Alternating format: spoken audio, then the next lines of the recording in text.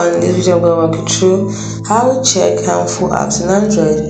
Now, any apps downloaded from other sources that is not Play Store is not protected. The best thing to do is download from Play Store. But in case you've already downloaded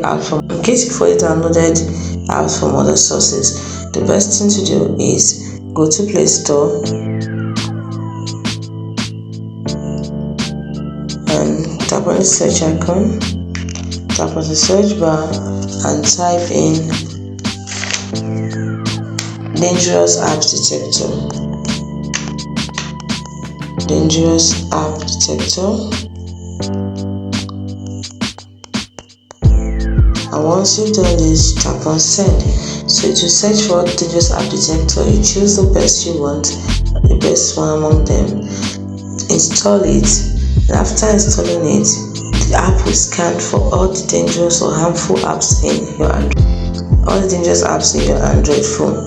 And once this is done, you simply uninstall those apps. It is as simple as that.